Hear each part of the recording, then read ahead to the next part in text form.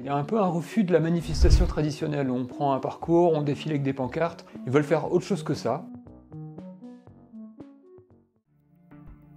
Alors d'abord les blocages, qui reviennent assez souvent, blocage de ronds-points, blocage des grands axes routiers. Ce sont soit des blocages, soit des barrages filtrants. Par exemple à Vannes, ça va être sur la RN 65 qui passe le long de Vannes, ils envisagent des barrages aux différents échangeurs. En Gironde, c'est autour de l'aéroport de Bordeaux-Mérignac où il pourrait y avoir des barrages filtrants. Dans d'autres villes, il y a pour l'instant simplement un lieu de rendez-vous qui est fixé. Clairement, les autorités en tout cas vont être très vigilantes. Les préfets ont consigne de maintenir la circulation possible.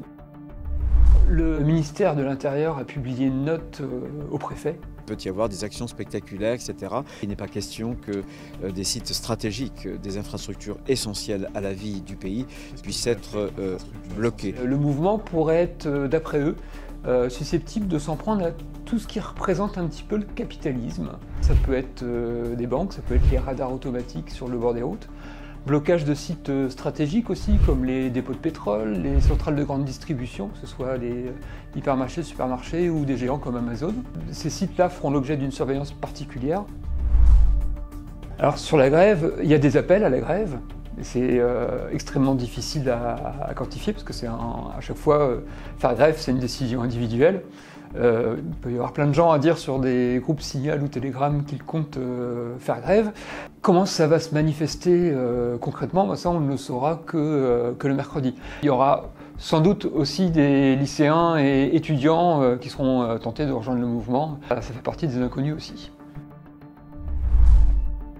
On a listé en gros 150 groupes Telegram ou Signal sur le territoire français et sur les Outre-mer.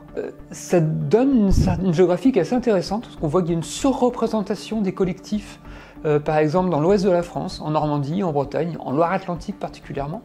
Rien que pour la métropole de Nantes, il y a une dizaine de groupes. Et également dans la vallée du Rhône, on trouve un grand nombre. Et à l'opposé, il y a des endroits où il y a juste un grand groupe régional, par exemple pour tout le sud-est. Plus surprenant, tout le nord de la France, tout le quart nord-est, il y a très peu de groupes locaux dans ces régions. Les renseignements territoriaux s'attendent en gros à environ 100 000 personnes qui participeraient à des actions. On voit que c'est encore un mouvement qui est en gestation, qui est encore en train d'imaginer des choses.